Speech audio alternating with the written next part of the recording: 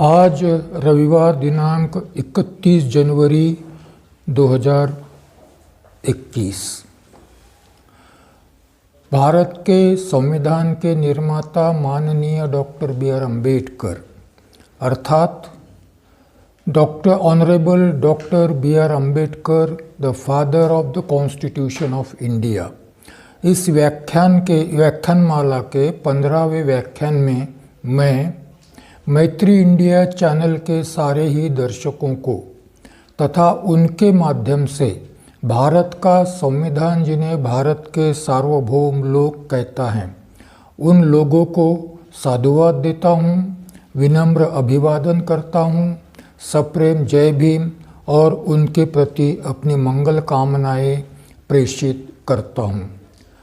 पिछले व्याख्यान का हमारा विषय था पृथक निर्वाचन क्षेत्र विरुद्ध संयुक्त निर्वाचन क्षेत्र तथा आरक्षित स्थान। इसका संबंध अल्पसंख्यक समूह से है। यह विषय परामर्शदाता समिति के माध्यम से और परामर्शदाता समिति की जो सब कमेटी बनाई गई थी वह सब कमेटी अल्पसंख्यकों के अधिकारों के संबंध में बनाई गई थी। इस सब कमेटी ने और परामर्शदाता समिति ने संविधान सभा में जो रिपोर्ट प्रस्तुत की उस रिपोर्ट पर चर्चा के समय यह विषय उपस्थित हुआ। 27 अगस्त 1947 को हमने इसके बारे में चर्चा की और साथ ही आज 28 अगस्त 1947 का संविधान सभा का डिबेट हम देखने जा रहे हैं जिसमें यह विषय पुनः उपस्थित हुआ है। हमारी तरफ से भी इस विषय की पूरी जानकारी आप लोगों को प्राप्त हो इसीलिए इसी विषय को हमने कंटिन्यू किया है। इस व्याख्यान में 15वें व्याख्यान में यही विषय मैं फिर से नए स्वरूप में आपके सामने उपस्थित करता हूं क्योंकि संविधान सभा में इस पर चर्चा कंटिन्यू रही। जब संविधान सभा में चर्चा कंटिन्यू रही इसीलिए हमें भी यह विषय 14वें और 15वें व्याख्यान 2 व्याख्यानों में लेना पड़ रहा है। पिछले व्याख्यान में हमने देखा कि जब सरदार वल्लभ भाई पटेल ने यह प्रस्ताव रखा अल्पसंख्यकों के अधिकारों के संबंध में तो उस प्रस्ताव में उन्होंने स्पष्टतः कहा कि सर्वसम्मति से संविधान परामर्शदाता समिति में यह निर्णय लिया गया कि इसके आगे अल्पसंख्यकों को यहाँ पर अल्पसंख्यक शब्द प्रयोग जो किया जाता है परामर्शदाता समिति की रिपोर्ट में अल्पसंख्यकों की श्रेणियाँ बनाई गई थी। एक श्रेणी में अल्पसंख्यकों में मुस्लिम और अनुसूचित जाति को एक वर्ग में रखा गया। इसीलिए इस रिपोर्ट में अल्पसंख्यक शब्द जब प्रयोग किया जाता है तो मुस्लिम प्लस अनुसूचित जाति इस प्रकार का शब्द प्रयोग होता है। तो इस रिपोर्ट पर बोलते हुए 27 अगस्त 1947 को बी पोकर साहब बहादुर ने एक संशोधन प्रस्तुत किया। वो संशोधन था कि अल्पसंख्यकों को पृथक निर्वाचन क्षेत्र दिए जाने चाहिए। सरदार वल्लभ भाई पटेल बड़े अस्वस्थ हो गए, कांग्रेस के अन्य सदस्य भी बड़े अस्वस्थ हो गए। अनेक सदस्यों ने इस पर प्रतिक्रियाएं व्यक्त की। सरदार वल्लभ भाई पटेल ने स्पष्टतया कहा कि भाई यह संभव नहीं है। बहुसंख्यकों ने परामर्शदाता समिति ने इस प्रस्ताव को नकार दिया है। आप बार बार इस प्रस्ताव को उपस्थित मत कीजिए और संविधान सभा का समय व्यर्थ मत कीजिए। और संविधान सभा को भी उन्होंने कहा है कि इस प्रस्ताव को इतनी गंभीरता से लेने की आवश्यकता नहीं है क्योंकि जितना गंभीरता से हम इस प्रस्ताव को लेंगे उतना इस प्रस्ताव में कुछ सार है ऐसा माना जाएगा और मैं अपनी ओर से इस प्रस्ताव को कोई महत्व नहीं देना चाहता। परंतु 28 अगस्त 1947 को यह विषय फिर से एस नागप्पा जी ने उठाया।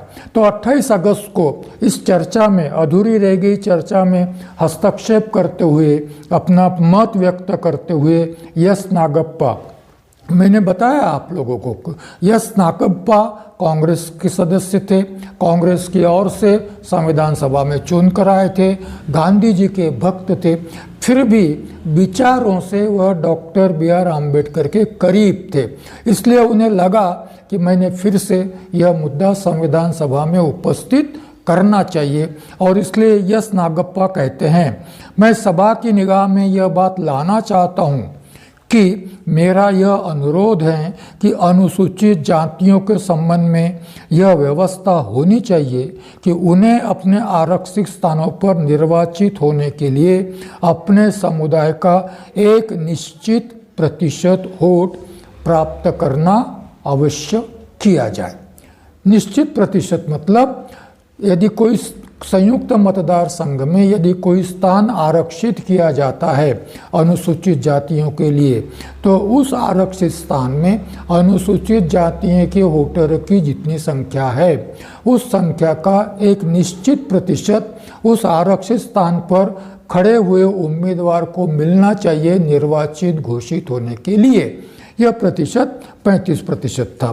तो यह हमने देखा है कि फिर से नागप्पा जी ने यह प्रस्ताव रखा, यह अपना मत व्यक्त किया कि आरक्षित स्थान पर अनुसूचित जाति का उम्मीदवार निर्वाचित घोषित होने से पहले उसे अनुसूचित जाति के वोटों का एक निश्चित प्रतिशत वोट प्राप्त होना चाहिए। वह अपनी व्यथा व्यक्त करते हैं, यदि यह प्रावधान संविधान में नहीं रखा गया, यदि इस प्रकार की व्यवस्था निर्वाचन क्षेत्र के संबंध में नहीं की गई तो हमारे लिए बड़ी दुखदायी परिस्थिति निर्माण हो जाती है, हमें बड़ा ही विपरीत परिस्थिति का सामना करना पड़ता है। तो अपनी व्यथा, अपनी वेदना, अपना दुख व्यक्त करते हुए यस नागप्पा कहते हैं कि हम संयुक्त निर्वाचन प्रणाली द्वारा आरक्षित स्थान पर निर्वाचित होते हैं, क्योंकि यह प्रणाली स्वीकृत की गई है।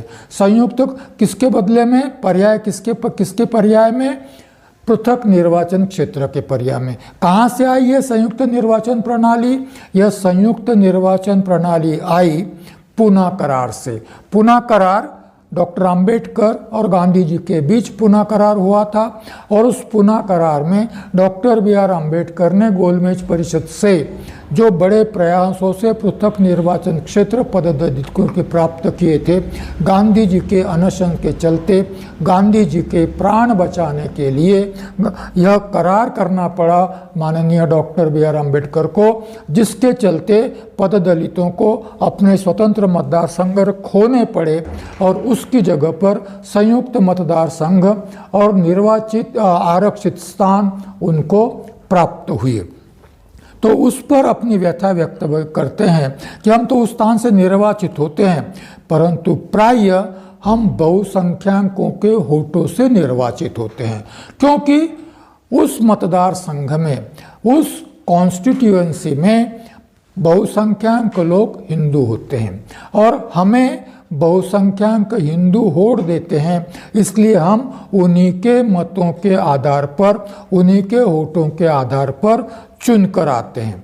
अब बहुसंख्यकों के वोट्सों से हम चुन कर आते हैं, तो हम जिस समाज का प्रतिनिधित्व करते हैं या जिस समाज का प्रतिनिधित्व करने के लिए हम विधानमंडल में जाना चाहते हैं, वह समाज हमें अपना प्रतिनिधि नहीं मानता। यस नागप्पा अपनी व्यथा व्यक्त कर रहे हैं। संयुक्त निर्वाचन क्षेत्र में बहुसंख्या कौन से वोटरों की है? हिंदुओं की हैं। हमें वोट कौन देता है? मैक्सिमम वोट कौन से किसके मिलते हैं? हिंदुओं से मिलते हैं। हम प्रतिनिधित्व किसका करना चाहते हैं? हम प्रतिनिधित्व अनुसूचित जाति का करना चाहते हैं। जिनका प्रतिनिधित्व करने के लिए हम विधानमंडलों में जाना चाहते हैं, वही हमारा समुदाय हमें अपना प्रतिनिधि नहीं मानता। इसलिए नहीं मानता कि हमें चुन कर आने के लिए जो बहुमत प्राप्त हुआ वह हिंदुओं का मत था। हिंदुओं ने हमें अधिकांश मत दिए, इसीलिए हम चुन कर आए। हम आरक्षित स्थान से चुन कर आते हैं, इसलिए जिनके वोटों पर हम चुन कर आते हैं वह हिंदू भी हमें अपना प्रतिनिधि नहीं मानते। तो नागप्पा जी अपनी व्यथा व्यक्त कर रहे हैं। जिनके वोटों से हम चुन कर आते हैं वह हिंदू हमें अपना प्रतिनिधि नहीं मानते, क्योंकि हम आरक्षित स्थान से चुनाव लड़ रहे होते हैं। और जिनके लिए जिनका प्रतिनिधित्व हमें विधानमंडल में करना है वह हमारे समाज के अनुसूचित जाति के लोग हमें अपना प्रतिनिधि नहीं मानते, क्योंकि हमें चुनकर देने वाले हिंदू होते हैं। हमारी अवस्था इस प्रकार से, यह हमें नहीं मानते और वो भी हमें नहीं मानते। हम किसका प्रतिनिधित्व विधानमंडल में कर रहे हैं, हमें ही बड़ी दुविधा का सामना करना पड़ता है। इस स्थिति से बचने के लिए मेरा यह सुझाव है कि हरिजनों का एक निश्चित प्रतिशत वोट अनुसूचित जाति के उम्मीदवार को मिलना चाहिए। हम स्वयं को नागप्पा जी हरिजन कहते हैं। मैं ये अंडरलाइन करना चाहता हूँ, स्वयं को नागप्पा जी हरिजन कहते हैं। इसका अर्थ वो कांग्रेस के हैं, इसका अर्थ वो गांधी के भक्त हैं। फिर भी कहते हैं कि इस दुविधा से अनुसूचित जातियों के आरक्षित स्थान से निर्वाचित होने वाले प्रतिनिधियों को मुक्त करने के लिए यह प्रावधान किया जाए कि अनुसूचित जातियों के वोटों का एक निश्चित प्रतिशत निर्वाचित उम्मीदवार को प्राप्त करना अनिवार्य करना चाहिए। तभी वह कह सकें, तभी हम कह सकेंगे कि हमें हरिजनों का समर्थन प्राप्त है, हम हरिजनों का प्रतिनिधित्व करते हैं, हम आपका प्रतिनिधित्व करते हैं, क्योंकि 35% वोट आपसे हमें मिले हैं। ऐसा हम अपने हरिजन भाइयों को कह सकेंगे और हम उनके प्रतिनिधि के रूप में विधानमंडल में जा सकेंगे। उनकी ओर से बोलने के लिए उनके प्रतिनिधि को यह वोट पाना जरूरी है, जिससे उन्हें अधिकार मिलेगा कि वह अनुसूचित जातियों की ओर से बोल सके। और फिर अपनी बात कहने के पश्चात नागप्पा जी ने फिर से एक संशोधन प्रस्तुत किया। काय पर संशोधन प्रस्तुत किया? सरदार वल्लभ भाई पटेल ने अल्पसंख्यकों के लिए इसके बाद में पृथक निर्वाचन क्षेत्र की व्यवस्था नहीं रहेगी, उनके लिए केवल संयुक्त निर्वाचन क्षेत्र और आरक्षित स्थान की व्यवस्था रहेगी। इस प्रस्ताव पर नागप्पा जी ने संशोधन रखा। वो संशोधन इस प्रकार से, परंतु शर्त यह है कि उन्होंने स्वीकार किया कि हमें पृथक निर्वाचन क्षेत्र की जगह हम स्वीकार करते हैं कि संयुक्त निर्वाचन क्षेत्र और आरक्षित स्थान, परंतु शर्त यह हो कि अनुसूचित जातियों के संबंध में उम्मीदवार को इसके पूर्व की वह आरक्षित स्थान से निर्वाचित हुआ ऐसा घोषित किया जाए। उसे आरक्षित स्थान के लिए जो चुनाव हो उसमें अनुसूचित जाति द्वारा किए गए मतदान में से कम 35% वोट प्राप्त हो। अब तक मैं जो कह रहा था वही बात संशोधन में आई है कि आरक्षित स्थान से अनुसूचित जाति का जो उम्मीदवार खड़ा होगा उसे निर्वाचित घोषित करने के लिए उस निर्वाचन क्षेत्र से अनुसूचित जातियों के जितने लोगों ने वोट दिए होंगे उस वोट का 35% कम से कम उसे मिलना चाहिए, तभी उसे निर्वाचित घोषित करना चाहिए। आगे अपने संशोधन के संबंध में नागप्पा जी कहते हैं कि यदि इस प्रकार की व्यवस्था नहीं रखी गई तो इसका अर्थ यह होगा कि उस जाति पर वास्तव में अन्य जातियों द्वारा निर्वाचित प्रतिनिधि थोपा जाएगा। बहुमत किसके बहुमत से चुनकर आता है? हिंदुओं के। तो फिर वो किसका प्रतिनिधि होगा?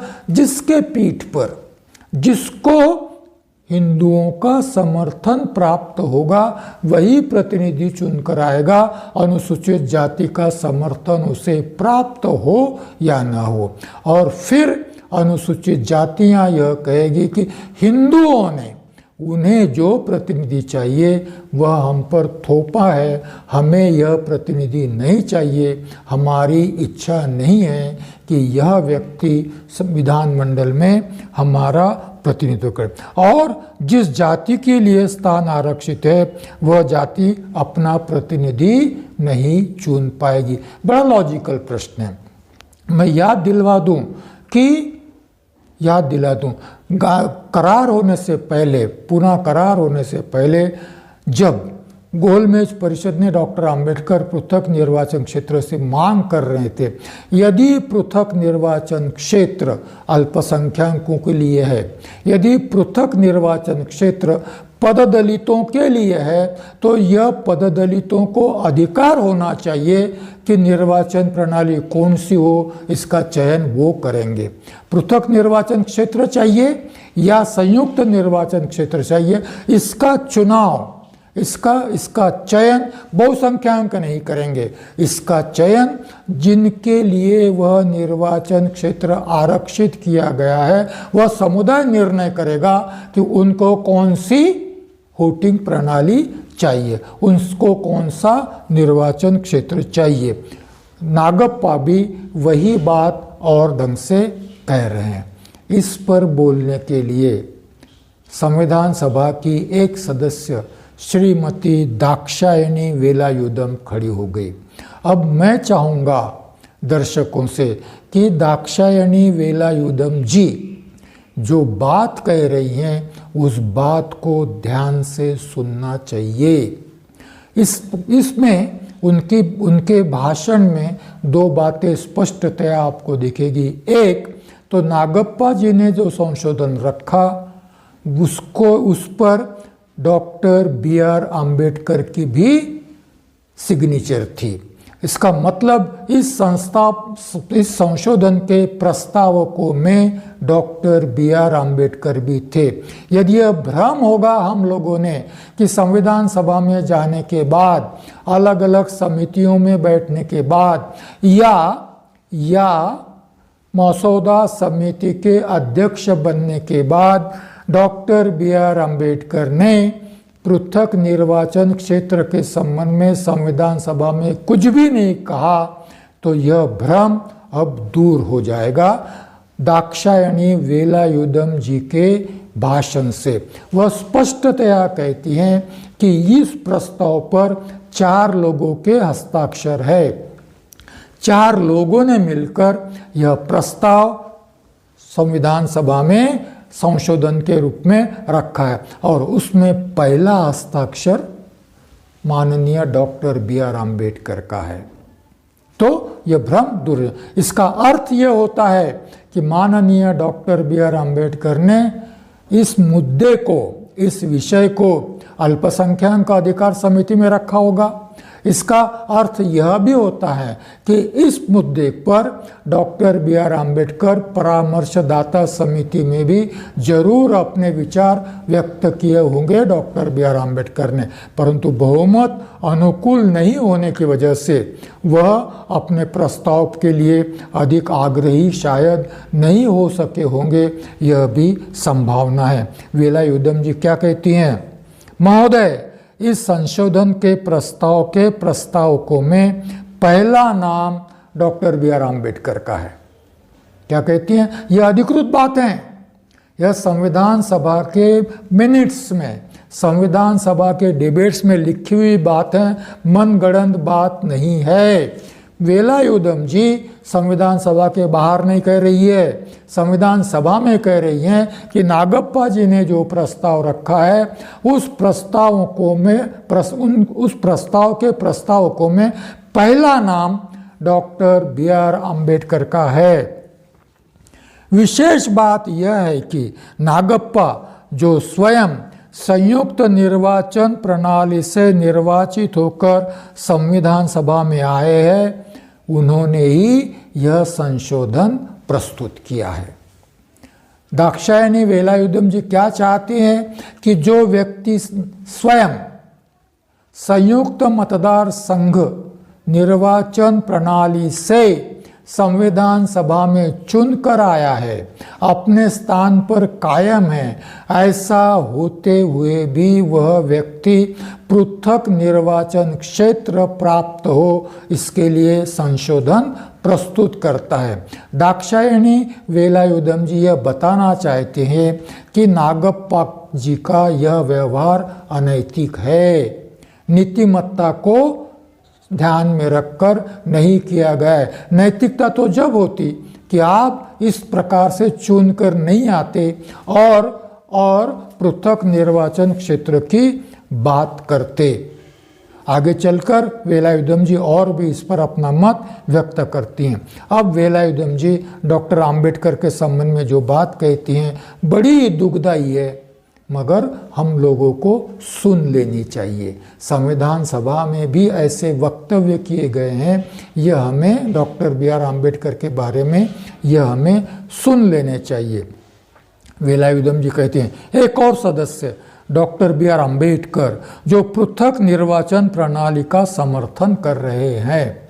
सबको मालूम है, वेलायुधम जी को भी मालूम है कि doctor B R. Ambedkar Simon commission से लेकर तो गोलमेज परिषद तक और गोलमेज परिषद के पुणे करार के पश्चात भी 1936 चुनाव में विधानमंडलों के, 1946 विधानमंडलों के चुनाव में हमेशा से पृथक निर्वाचन क्षेत्र की बात करते आ रहे हैं। और उसके बाद भी माननीय डॉक्टर बी.आर. आम्बेडकर ने 1951 के लोकसभा चुनाव में भी पृथक निर्वाचन क्षेत्र का विषय बार बार रखा है। वेलायुधम जी कहती हैं कि डॉक्टर बी.आर. आम्बेडकर पृथक निर्वाचन क्षेत्र के बड़े ही प्रबल समर्थक पुरस्कर्ता रहे।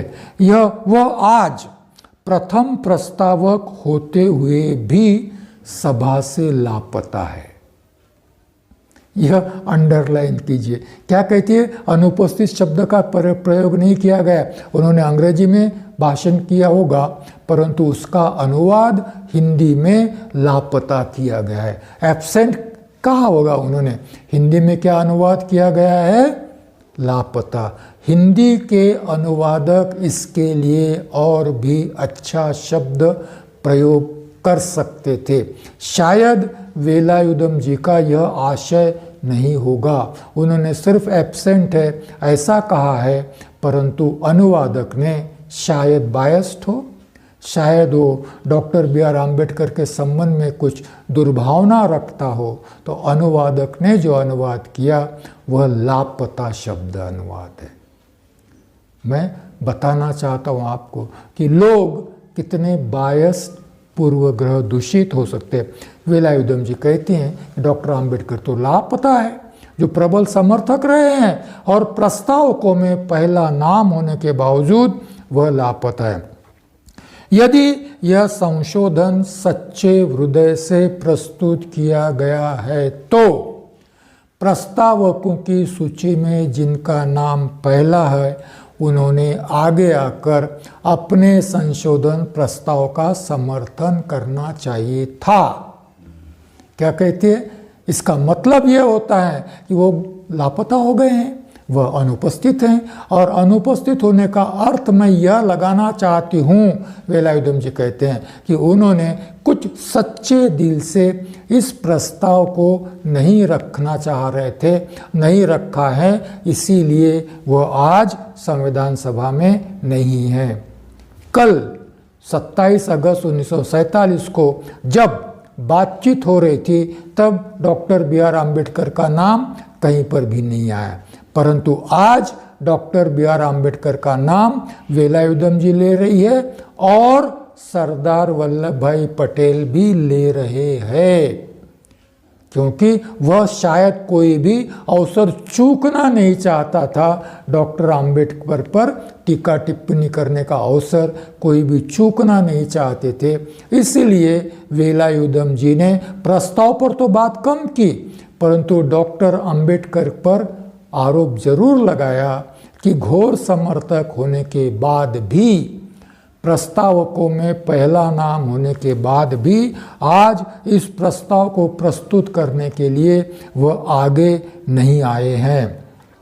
यदि श्री नागप्पा का यह विचार है कि इस ऐसे निर्वाचन प्रणाली द्वारा निर्वाचित होकर आने की वजह से लोग उन्हें अपना प्रतिनिधि नहीं मानते, तो नैतिकता की बात यह होगी, बुद्धिमत्ता की बात यह होगी, सर्वोत्तम बात यह होगी कि उन्होंने इस सभा की सदस्यता को त्याग देना चाहिए।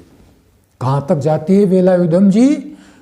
नागप्पा जी को नैतिकता पढ़ाना चाहती हैं, नागप्पा जी के बुद्धिमत्ता को आह्वान करना चाहती हैं, नागप्पा जी के बुद्धिमत्ता को वह चैलेंज करना चाहती हैं कि यदि ये नैतिक नहीं है तो आप यहाँ आए क्यों? आपने तो त्याग पत्र देना चाहिए। इस प्रकार की कठोर बातें भी संविधान सभा में की गई थी, जिसकी संविधान सभा साक्षी है, जिसके डिबेट साक्षी है। यदि डिबेट्स में यह उल्लेख हम लोगों को पढ़ने को नहीं मिलते तो शायद हम इस सारी टीका टिप्पणी से, इस सारी प्रतिक्रिया से, इस सारी चर्चा से, इस सारे वाद विवाद से हम लोग वंचित रहते।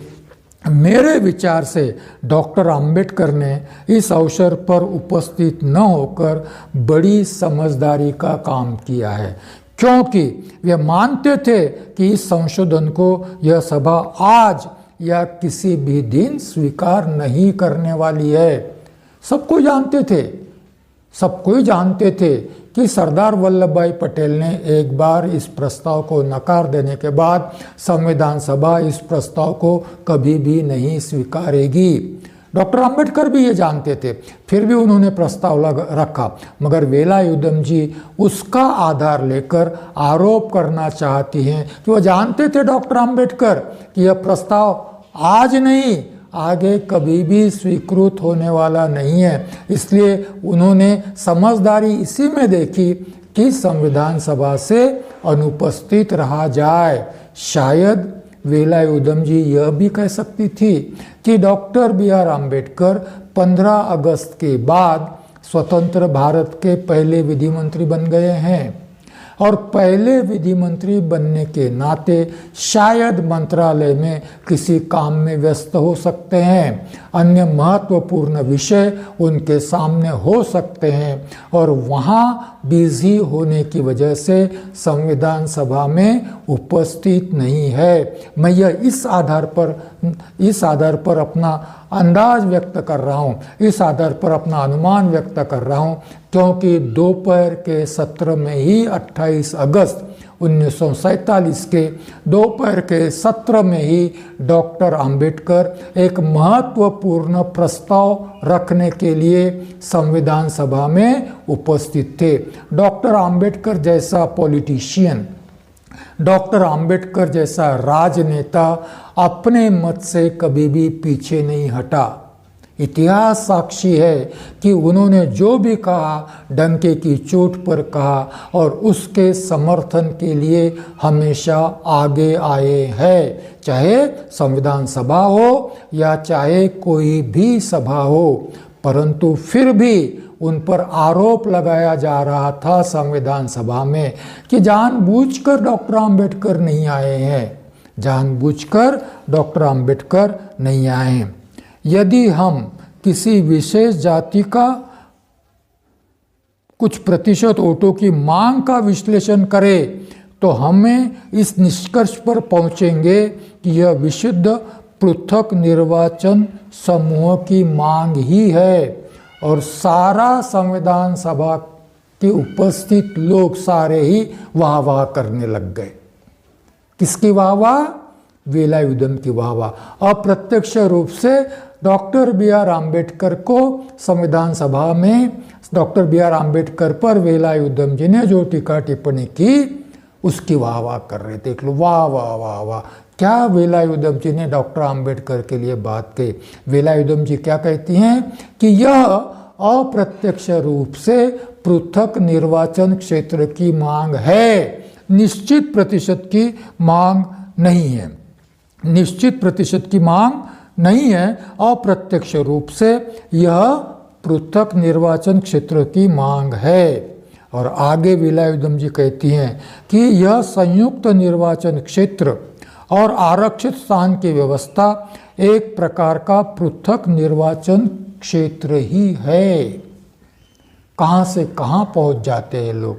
क्या कहते हैं कि भाई दे दिया हमने आपको संयुक्त निर्वाचन क्षेत्र, दे दिया इसको ही, यह एक प्रकार से पृथक निर्वाचन क्षेत्र ही है, हम इसमें कोई अंतर नहीं मानते हैं। दे दिया आपको, मेहरबानी करके आपको मिल गया है, आपने इससे संतुष्ट रहना चाहिए।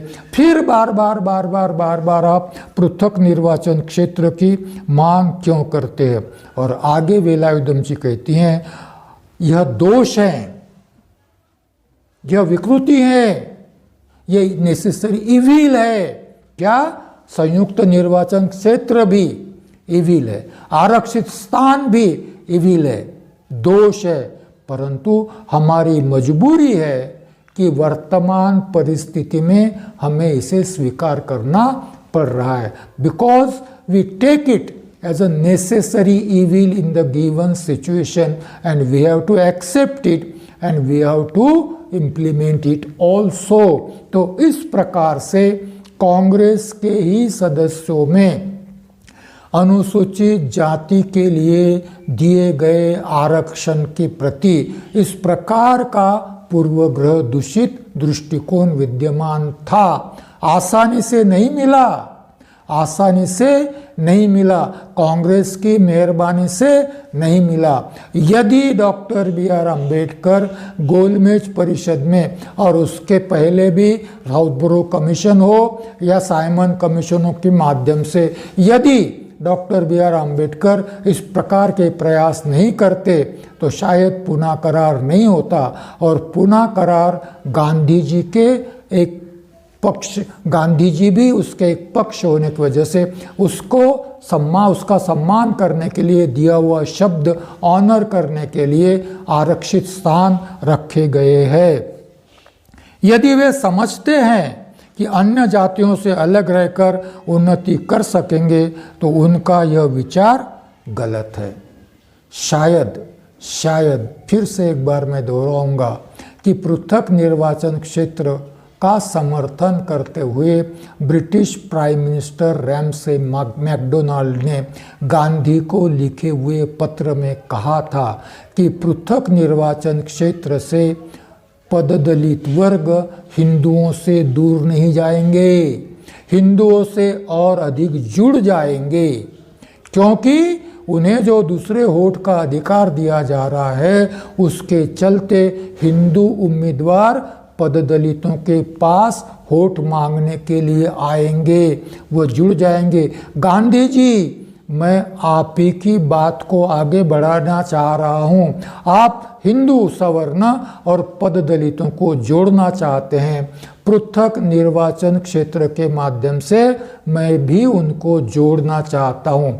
परंतु वेलायुधम जी तो गांधी की भक्त थी, वो मैकडोनाल्ड की बात क्यों सुनने वाली, वो डॉक्टर अंबेडकर के बाद क्यों सुनने वाले। उनको लगता है कि बिना हिंदू के साथ जुड़े हुए, बिना हिंदुओं की मेहरबानी के पददलितों का कोई भला नहीं हो सकता, पददलितों का कोई कल्याण नहीं हो सकता।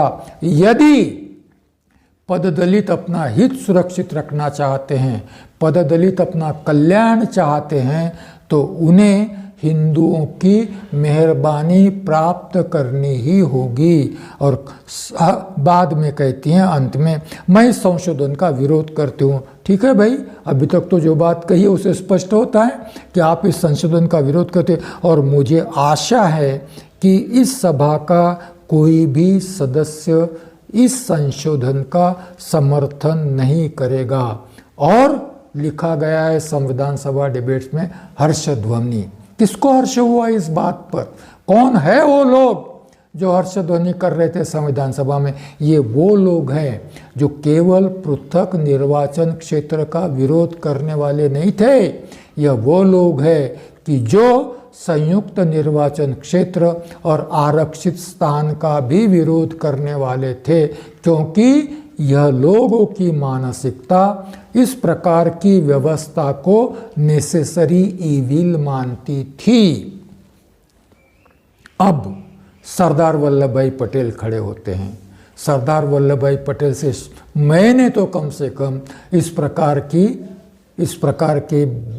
प्रकार के व्याख्यान की या इस प्रकार की बात कहने की आशा नहीं की थी। सरदार वल्लभ भाई पटेल कहते हैं, श्री नागप्पा को इस शर्त पर संशोधन प्रस्तुत करने की आज्ञा दी गई थी कि वह संशोधन को वापस लेंगे। कांग्रेस के सदस्यों की स्थिति क्या थी यह समझ लीजिए। कोई प्रस्ताव रखना है, कोई बात कहनी है तो श्रेष्ठ नेताओं की आज्ञा लेनी पड़ती थी। सरदार वल्लभ भाई पटेल यह मान्य करते हैं कि आज्ञा लेने के बाद ही नागप्पा जी ने यह प्रस्ताव प्रस्तुत किया है। आज भी उस कांग्रेस के सीट पर जब तक लोग चुनकर आते थे, कांग्रेस सत्ता में थी, तब कांग्रेस के वरिष्ठ नेता से आज्ञा लिए बगैर कांग्रेस की सीट पर चुनकर आने वाला कोई भी नेता अपनी बात कह नहीं सकता था, आज भी कह नहीं सकता। बीजेपी के टिकट पर चुनकर आने वाला अनुसूचित जाति के नेता की स्थिति तो उससे भी बदतर है। मुझे याद है कि यूपी के विधानमंडल के चुनाव में, असेंबली के चुनाव में अनुसूचित जाति का एक उम्मीदवार खड़ा था। तब वो सवर्णों को वोट मांगने गया तो उसको कुर्सी पर बैठने के लिए कहा गया, तो उसने कहा कि नहीं, मैं ज़मीन पर बैठूंगा, मैं तो आपके पाँव की जूती हूँ, मैं तो आपके पाँव की जूती हूँ, मैं जाति व्यवस्था का समर्थन करता हूँ, करूँगा और आपके पाँव की जूती बनकर आपकी सेवा करना चाहता हूँ, मुझे आप चुनकर भेजिए।